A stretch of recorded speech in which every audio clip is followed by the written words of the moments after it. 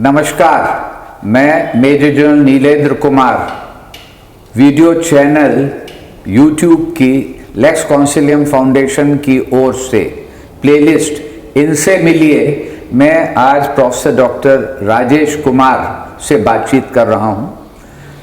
इनका परिचय देने के लिए ये सन्यासी भार्गव कहलाते हैं, अपने नाम के साथ ये जुड़ा हुआ है। और इनके गुरुजी जिनसे इन्होंने प्रशिक्षण लिया वो हैं स्वामी निर्जनानंद सरस्वती जी परमहंस, जो कि पद्म भूषण से सम्मानित हैं। बिहार स्कूल ऑफ योगा के प्रचारक हैं, उसमें विश्वास रखते हैं और उसी का संदेश आगे लेकर के जाते हैं। डॉक्टर राजेश कुमार जी स्वयं 25 वर्ष से अधिक की अवधि से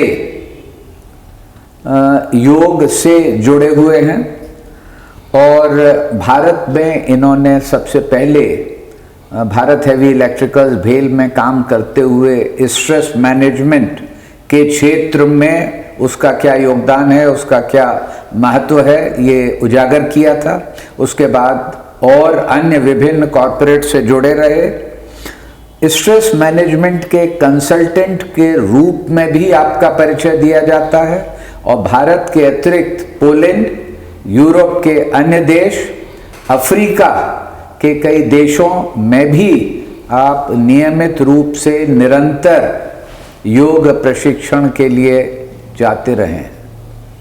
उस नज़रिए से कहना ठीक रहेगा कि आप के शिष्य और आपकी स्टूडेंट कैटेगरी भारत ही नहीं विश्व के सब कोनों तक फैली हुई है।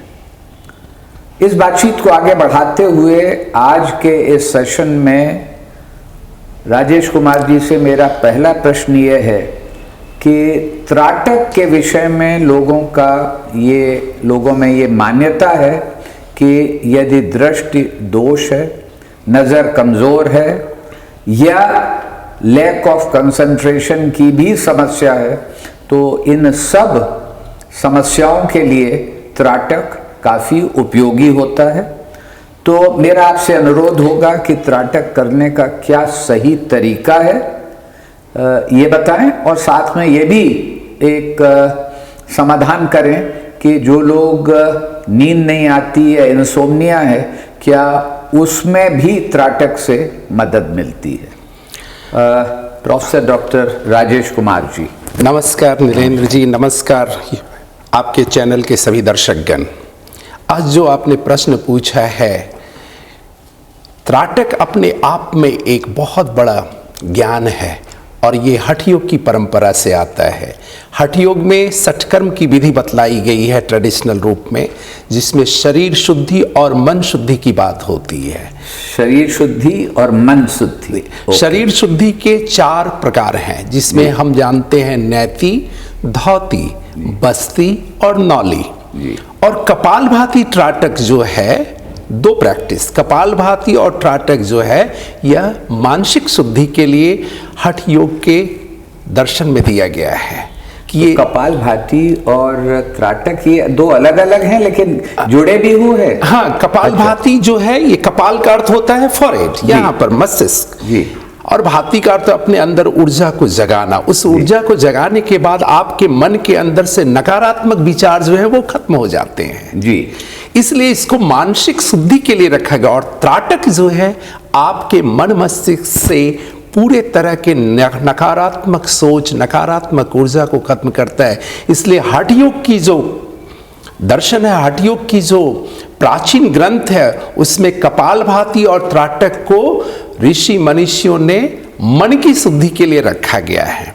मन की शुद्धि। और 4 जो मैंने बताई पहले, जो 4 कर्म जो हैं, नेति नेजल क्लींजिंग, धौती स्टमक क्लींजिंग, बस्ती एनल क्लींजिंग और नौली जो है एब्डोमिनल मसाज, ये 4 जो है आपके शरीर के शुद्धि के लिए है। और ये त्राटक और कपालभाति को रखा गया मन की शुद्धि। जब आपका शरीर शुद्ध होगा तब आप मन शुद्धि करेंगे। जब मन शुद्ध हो जाएगा तो आपके विचार शुद्ध होंगे, और जब विचार शुद्ध होगी तो आपकी भावनाएं शुद्ध होगी, और जब आपकी भावनाएं शुद्ध होगी तो आत्मशुद्धि आपका परिणाम होगा आपके जीवन का। और यही आध्यात्मिक दर्शन का सार है। योग की प्राचीन परंपरा में हठ योग जो है सबसे प्राचीन परंपरा है, सबसे प्राचीन है। सबसे प्राचीन। इस संसार में जो सबसे पहले अगर कोई योग आया है तो वह हठ योग है। और इसके जो प्रणेता हैं महर्षि घेरेंट और स्वामी स्वरात्मा रामा। अच्छा। ये दो प्रणेता हैं हठ योग के, जिन्होंने हठ योग के सिद्धांतों को कंपाइल किया। सामान्य ये किस युग में, किस टाइमलाइन में थे? हमको लगता है 6th सेंचुरी के आसपास, मैं कंफर्म नहीं हूं, एक बार चेक करना होगा, लेकिन 6th सेंचुरी के आसपास की यह किताबें हैं। मैं किसी इस समय विवाद से दूर रह करके, लेकिन अपनी जिज्ञासा के लिए जी ये भी सुना है कि पहले विश्व के पहले योगी बाबा महादेव स्वयं थे। हाँ, बाबा महादेव स्वयं एक घटना घटी थी जी।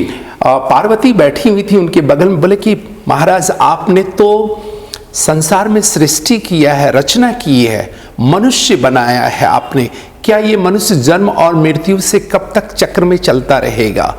तो भगवान ने कहा कि जन्म और मृत्यु का तो ये चक्कर रहेगा, क्योंकि जीव जब आया है इस संसार में तो मृत्यु से उसे गुजरना होगा। तो सबसे पहला जो जिज्ञासा, मुक्ति की जो जिज्ञासा है, वह शक्ति ने पूछा, पार्वती ने पूछा, गौरी ने पूछा भगवान शिव से। और भगवान कहते हैं इसके लिए योग का मार्ग अपनाना होगा। योग जो है सबसे पहले भगवान शिव के मुखारविंद से यह वर्ड आया है। उन्होंने उपाय बताया कि जन्म मरण से जी मुक्ति पानी है, तो योग को अपनाना होगा। तो पार्वती ने प्रार्थना किया कि भगवान यह ज्ञान बतलाइए, और भगवान ने यह ज्ञान शुरू किया देने के लिए। पार्वती को बीच में आंखें लग जाती है, हल्की सी सो जाती है, नींद आ जाती है। जब नींद आ जाती है और जब ये उनका संवाद खत्म होता है, डायलॉग जब शिव का खत्म होता है, तो पार्वती झेप जाती है, शर्मा जाती हैं। तो भगवान उसी समय एक मछली जंप करती है पहाड़ के नीचे से, जिस चट्टान पर भगवान बैठे हुए थे। तो पार्वती बोलती है कि इस मछली ने पूरा ज्ञान आपका सुना है, क्यों नहीं इसको अवतरित करके संसार के जन कल्याण के लिए भेजा जाए। और वो पहले योगी जो आए, योगी मत्स्य नरनाथ, और ये हुए आगे चल करके इनके ही शिष्य हुए गोरखनाथ। ये लोग सारे हठ योग के ज्ञान को लेकर के आए थे, और यही परंपरा फिर आगे जाके महर्षि घेरंड आए, स्वामी स्वरात्मा रामा आए। ये दोनों ने मिलकर के हठ योग में बहुत बढ़िया से इन्होंने ट्रेडिशनल स्क्रिप्चर्स का निर्माण किया, जिसमें 60 कर्म का उपाय बताया गया कि शरीर को शुद्ध करने के लिए 6 विधियां को अपना लो, मुक्ति का मार्ग मिल जाएगा। और यही 6 मुक्ति का जो मार्ग है, जिसमें उन्होंने बताया नेति, धौति, बस्ती, नौली, ये 4 आपके शरीर शुद्धि के मार्ग हैं। और 2 को उन्होंने कहा मन के शुद्धि के लिए आप कपालभाति और त्राटक का अभ्यास कीजिए। तो अब ये इससे कड़ी जुड़ गई और हम आ गए जी। तो त्राटक के बारे में जी कुछ थ्योरेटिकल ज्ञान देते हुए जी, और फिर प्रायोगिक रूप में से एक सामान्य व्यक्ति किस तरह कर सकता है, इसके बारे में कृपया देखिए। मैंने 99 में, जब मैं 1998 योग में पहली बार योग के यूनिवर्सिटी में मैं परमहंस स्वामी रंजनानंद के सानिध्य में जब आया बिहार योग भारती में, तो MSc जब मैं कर रहा था, applied yogic science, which is the combination of the modern medical science and the ancient system of yoga.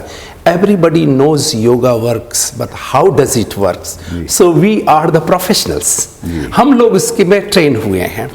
तो त्राटक सबसे पहले क्या है? त्राटक को बिना आंख के पलक को झपकाए हुए लगातार constant gazing, without blinking your eyes, लगातार आप आंखों के पलक को झपकाए हुए आप गेज कीजिए। जब आप गेज करते रहेंगे तो फिर आप आंखों को बंद कीजिए धीरे से, और सेम इमेज आपको इस मेंटल स्क्रीन पर भ्रूमध्य के पीछे दिखाई देगा। अब वहां आपको मेडिटेशन करना है।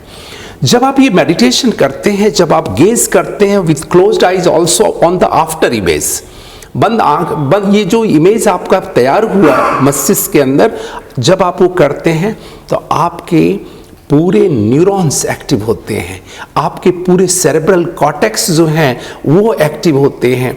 इसके बाद आपकी आंख की जो नर्व्स है, आई नर्व्स है, ये प्रॉपर रिलैक्स होता है और आपके अंदर जो स्लीप के लिए जो सबसे रिस्पॉन्सिबल हार्मोन है मेलाटोनिन, उसका प्रोडक्शन बढ़ता है। और मैंने इसी पर काम किया है, इसी पर मैंने डिसर्टेशन जमा किया था बिहार स्कूल ऑफ योगा। जो इंसोम्निया से परेशान थे, और ये लोग कौन थे, जो हायर एग्जीक्यूटिव थे भेल भोपाल में 99 में मैं जब गया था तो मैंने 50 लोगों को कलेक्ट किया था, जो लोग कहते थे कि रात के 2 पैग लगाने के बाद हम सोते हैं। ये बिल्कुल गलत अवधारणा है। शराब पीने के बाद आपके मस्तिष्क ज़्यादा काम करते हैं, आपके मन ज़्यादा काम करते, इसलिए आप ड्रीम देखते हो, ये सारा सब नहीं। ये जब आप त्राटक का अभ्यास करेंगे तो आपको धीरे धीरे डीप स्लीप मिलेगा। सबसे पहले क्या होता है, आपकी इंद्रियां थक जाती है। जब थक जाती है तो आप सोने के लिए जाते हो, लेकिन आप कुछ लोगों से सुनेंगे कि मैंने रात में बहुत सारे सपने देखे। इसका मतलब रात में भी आपका मस्तिष्क काम कर रहा था। आपको डीप स्लीप चाहिए, वहां पर आपका बिल्कुल सारा अवेयरनेस जीरो हो जाता है। आप किधर हो, कहां पर हो, किस जगह पर हो, कोई पता नहीं लगता है। तो ये डीप स्लीप हमारी ज़रूरत है, और डीप स्लीप के लिए दुनिया की कोई मेडिसिन नहीं है। सारे जितने सारे मेडिसिन जो हम लेते हैं वह आपके नर्वस सिस्टम को सिर्फ काम डाउन करते हैं, लेकिन विचारों को रोक नहीं पाते हैं। और त्राटक का जो अभ्यास है आपके विचारों को नियंत्रण करता है, आपके माइंड को फोकस करता है। और इसका एक बीमारी जो नींद की समस्या से ही नहीं, आपको एक फोकस्ड माइंड जिसको ज़रूरत है, इसलिए बच्चों में ये काफ़ी उपयोगी है। जो लोग तैयारी करते हैं जीवन में, कुछ अपने गोल्स ओरिएंटेड टास्क को जो पूरा करना चाहते हैं, उनके लिए ये काफ़ी अच्छी अभ्यास है। और मेडिटेशन के लिए आपको यह आगे की ओर प्रशस्त करता है। और साथ ही साथ इसके जो आध्यात्मिक जो हैं, आपके अंदर आध्यात्मिक शक्ति, पावर, संकल्प, ये सारा सब जगता है। तो ये सब इसके लाभ हैं। ये सारे तो सब अब लाभ। वापस आप कृपया ये बताइए जी। कि इसको करने का क्या सही समय है, क्या अवस्था, खाली पेट, भरा पेट, बैठ करके कहाँ, तो इसकी प्रायोगिक किस तरह से ये कार्यान्वयन होना चाहिए, ये बताएं। देखिए, सबसे जो इसका बेहतरीन समय है जो त्राटक का, सोने के पहले कीजिए। अच्छा। खाना खाने के बाद 1 घंटे का गैप रखिए, थोड़ा वॉकिंग वगैरह करके। जनरली हम लोग इधर उधर टीवी वगैरह में समय अपना देते हुए वॉकिंग करके जब लौटते हैं, थोड़ा बैठ जाइए, शांत हो जाइए अपने आप को। और इसके बाद एक कैंडल को लीजिए, अपने आई लेवल के कांटेक्ट में रखिए और इतनी डिस्टेंस रखिए, 1 एल्बो के आसपास, 1 एल्बो डिस्टेंस, या 1 एल्बो के आसपास। और कितनी देर के लिए देखना है? ये तो शुरू में आपको समय लगेगा जी। शुरू कीजिए 10 सेकेंड, 15 सेकेंड, क्योंकि आपकी आंख की पलक झपकनी नहीं चाहिए। तो ये कैसे देखा जाए, ये किस तरह पता चलेगा कि पलक नहीं झपकी? अभी मैं ही दिखा रहा हूं जी। कि जस्ट पहले आंख को बंद कर लीजिए, मन को शांत कर लीजिए, अपने श्वासों पर अपनी चेतना को केंद्रित रखिए कुछ देर के लिए। और अगर आप ईश्वर और गुरु में विश्वास रखते हैं तो उनको याद कीजिए और ओम मंत्र का उच्चारण कीजिए। लंबा गहरा श्वास लीजिए।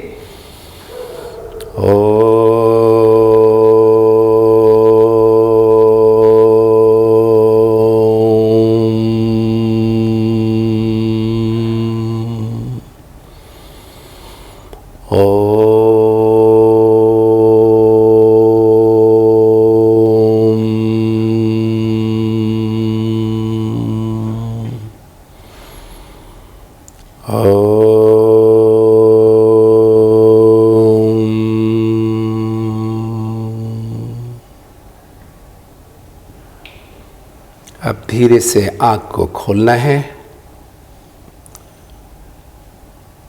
और ज्योति पर पूरी एकाग्रता बनाए हुए आंख के पलक को बिना झपकाए हुए आपको लगातार देखना है।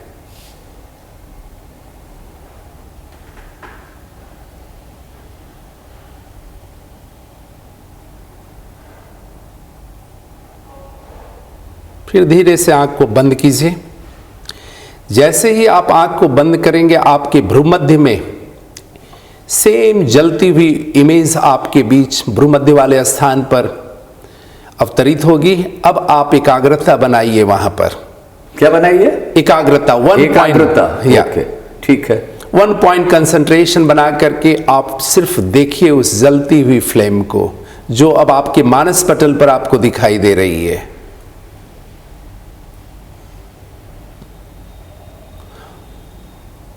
शुरू में कभी इधर उधर फ्रिकलिंग आपको मिलेगा ये लाइट, लेकिन फिर धीरे धीरे एक स्थान पर वह केंद्रित हो जाएगी। कुछ देर तक देखिए और फिर धीरे से आंख को खोलिए और पुनः आप गेज कीजिए। कोशिश कीजिए पूरी एकाग्रता के साथ इस ज्योति को देखना है, बिना आंख के पलक को झपकाए हुए।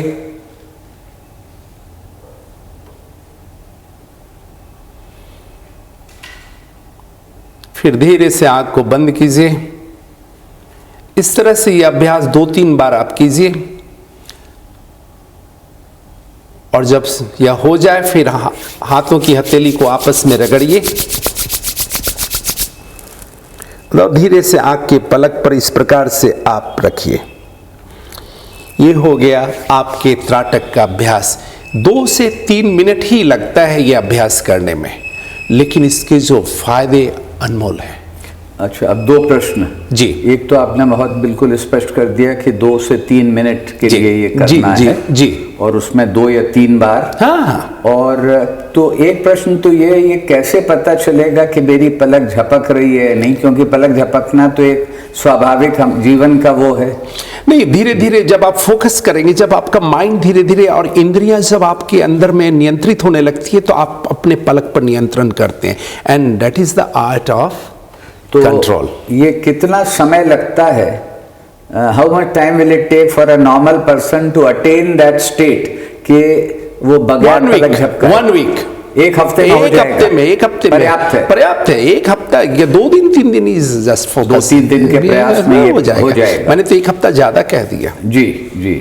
और जो लोग, जैसे मैं चश्मा लगाता हूं तो मुझे चश्मा उतारना चाहिए तब करूं? हाँ, ये चश्मे के साथ? चश्मा उतार के कीजिए। चश्मा उतार के, क्योंकि जब आप चश्मा उतार के करेंगे तो आपका जो डायरेक्ट कांटेक्ट होगा जी फ्लेम के साथ बनेगा, और फ्लेम के साथ जब ये बनती है, जो बिंब बनती है, तो ये आपके मानस पटल, सेरेब्रल कॉर्टेक्स, सारी जगह के सब सिस्टम को ये एक्टिवेट करता है और आपके मस्तिष्क में अल्फा वेव्स का सिक्रेशन होता है, जो मैंने अपनी रिसर्च में पाया था। और आखिरी सवाल ये कि इन अल्फा वेव्स का क्या काम है? Relaxation. The first thing is relax your mind. Alpha waves. जैसे जब आप स्ट्रेस में रहेंगे तो आपका जो वेव्स आएगा ये जिग जैक आएगा। ये ईजी में आ जाती हैं वेव्स? हाँ, ईजी में आ जाती है। इलेक्ट्रोइंसेफेलोग्राम में आती है, जिसको सीबीआई यूज करती है लाई डिटेक्टर के रूप में। कि आप झूठ बोल रहे हो, स्ट्रेस में हो तो वो क्या, आप रिलैक्स हो तो वो उसको यूज करती है। अच्छा, इसमें कोई सावधानी रखने की चीज? खास करके कैंडल लाइट के लिए जिन लोगों को बुखार अगर है, फीवर है, उसमें मत कीजिएगा। किसी तरह का योग का अभ्यास जो है बुखार के समय में मना किया जाता है। ज्वर में नहीं करना किसी भी प्रकार का अभ्यास। और ये कैंडल लाइट के लिए मैं लोगों से एक आग्रह करूंगा, जिन लोगों को एपिलेप्टिक अटैक आते हैं जी, जिसको हम कॉमन भाषा में मिर्गी कहते हैं, गांव की बोलचाल की भाषा में, एपिलेप्टिक वालों को ये बचना चाहिए। उनके लिए जो त्राटक है, फ्लावर रख करके आप कीजिए। अपने यहाँ पर फ्लावर रख दीजिए या कैंडल, आप कोई पिन रख दीजिए यहाँ पर, ऐसे करके। ये मैंने पेंसिल का सुना है। जी, पेंसिल तो रख इस पर भी किया जा सकता है? एकदम। ये तो बहुत, ये भी तो उतना ही प्रभावकारी होगा। उतना ही है। लोग करते हैं, कैंडल लाइट के अलावा भी करते हैं, फ्लावर पर करते हैं, गुरु के पिक्चर्स पर करते हैं, इसके बाद जा करके वो सिंबल पर करते हैं, क्रिस्टल बॉल पर करते हैं, फुल मून पर करते हैं, सनराइज पर करते हैं, जहां आपकी माउंटेन पर करते हैं। महर्षि रमन महर्षि तो पूरा माउंटेन पर ही करते थे। और ये भी मैंने सुना है कहीं कि दीवार पर आप एक छोटा सा बिंदु बना दीजिए, और उस बिंदु को देखते रहें। मैं पश्चिम में जब यूरोप में था, स्कूलों में जब पढ़ा रहा था कि how to transform the mind and the consciousness state, तो मैंने उनको सिर्फ बताया था बच्चों को कि अपने वाइट पेपर पर एक ब्लू डॉट बनाओ और सोने के पहले आप करो। इससे आपको बहुत आराम मिलेगी, आपके अंदर फोटोग्राफिक मेमोरीज डेवलप होगी। बहुत बहुत धन्यवाद। यहाँ पर ये हमारा पहला वीडियो समाप्त होता है। हमारे साथ बने रहिए और अगले वीडियो में बात करेंगे हम कि कुर्सी पर बैठे और लोग जो ऑफिस में काम करते हैं, एग्जीक्यूटिव्स हैं, वो सब किस तरह से कुर्सी के ऊपर बैठ करके प्राणायाम कर सकते हैं। देखते रहिए।